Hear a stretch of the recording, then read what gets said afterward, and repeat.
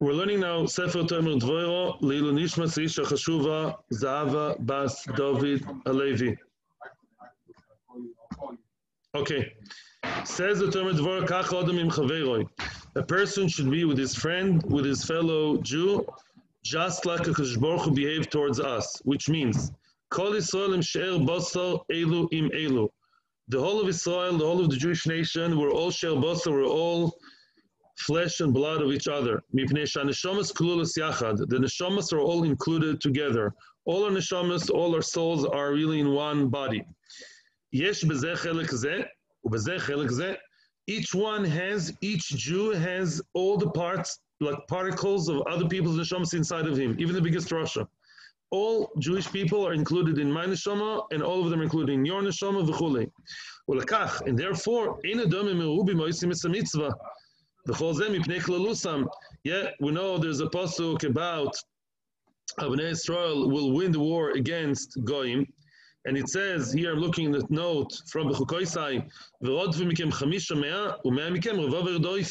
5 people, 5 of us will be able to chase 100 of them, and 100 of them, yeah, 5, yeah, to 100 is times 20, and yet when 100 people, they wrote it 10,000. Why 10,000? It should have been 2,000. Yeah, we're talking about, yeah, times 5. We say no. Once it's 100 people working together, then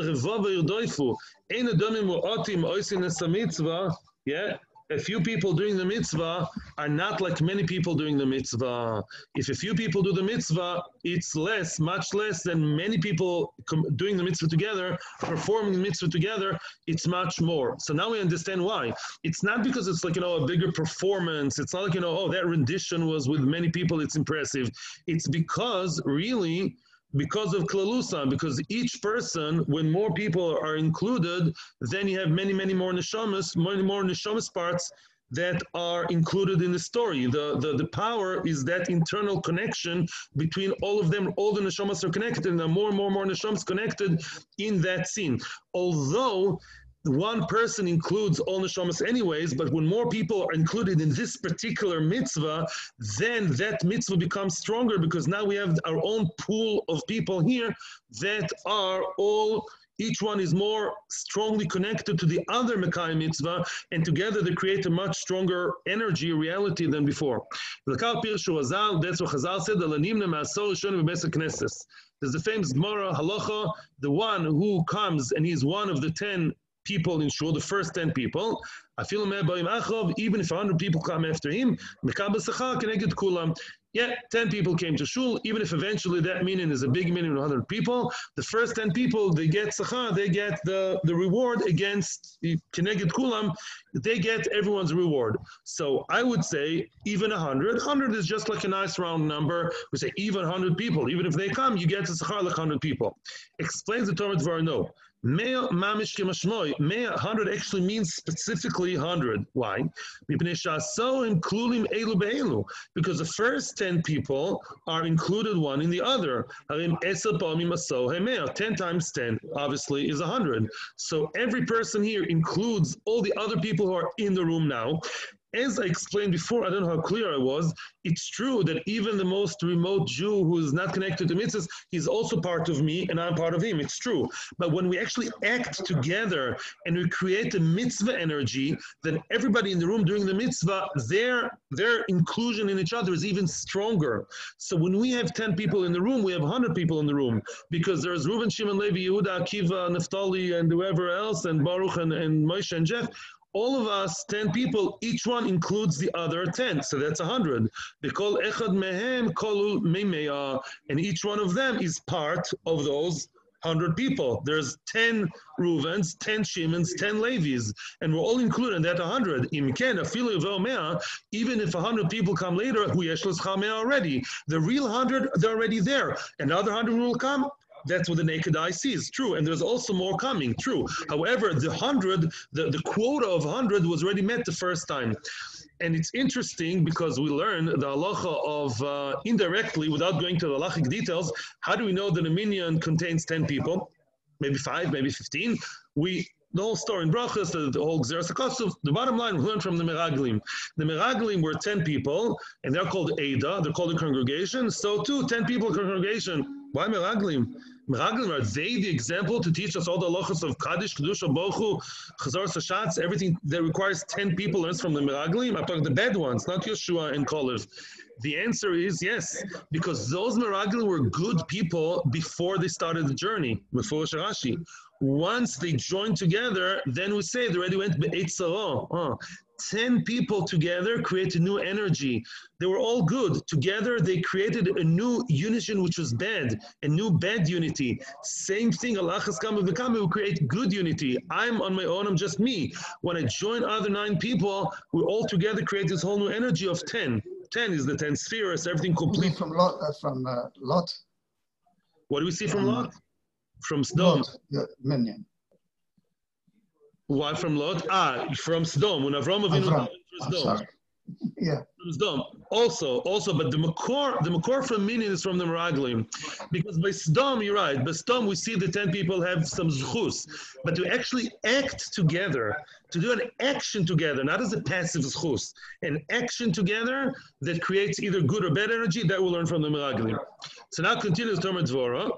Because of that, Yisrael arevim zeh lezeh. Yisrael are all arev to each other. We're all each other, so to speak, guarantors. Which means, although I did Kiddush already, and it's a bracha, I make another bracha, not bracha levatol, for that old lady in the hospital. Why? Says the Mishnah Berurah, as long as she wasn't Yaitze Dechayva, I wasn't Yaitze Dechayva.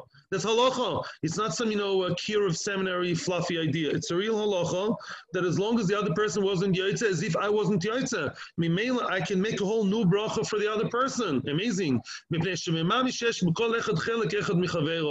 Each one is a real particle of the other inside of him and vice versa. When one person sins, he actually, it's a blemish, he creates a blemish by himself. Let's say, I'm Akiva, and there's a lot of tiny Akivas all over within other Jewish people. When I, Chas V'Shalom, sin, all other people sin as well. Because of that small particle of me in you, and you and me, so his friend is, so to speak, a guarantor for him. They're all related to each other. Before we continue, I just want to point out the one very interesting story in the Tanakh when we read about Arvus is Achan. Achan, Yoshua Perik Zayin Pasuk Yudalid. Achan was a person who embezzled the money.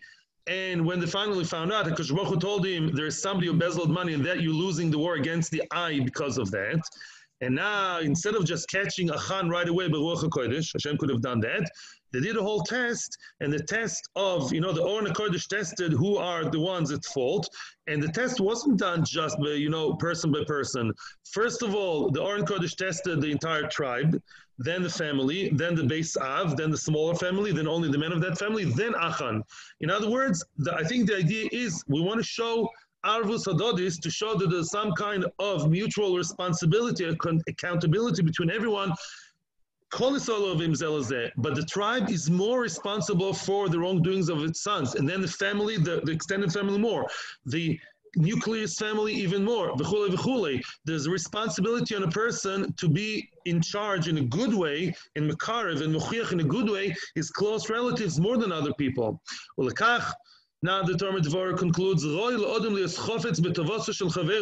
a person should always want the good of his friend.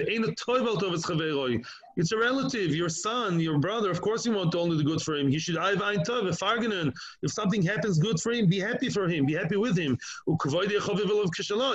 His honor, his dignity should be important for you as much as yours. Mamish, you're the same person. Now I understand really what it means, the famous line, the famous pasuk, love your friend like yourself, because he is you, he's really you. You should naturally want your friend's kashrus, doesn't mean b'dat se'ed charedis, means for him to be good, for to be muchshar, to be ready to do the mitzvahs. Don't speak against him at all. Don't even try to find anything bad about him. Not only don't speak evil of him, don't even think or go into a negative side. regarding your friend. Hashem doesn't want our, gnus. He doesn't want us to be degraded or be mitzvah. He doesn't want us to feel bad, sorry. He's a relative.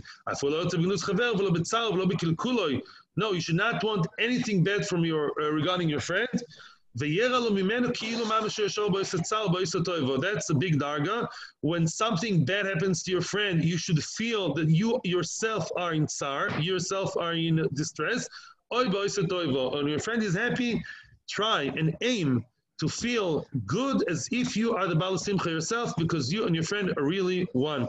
Thank you very much. Thank you, Rabbi. Be well. You too.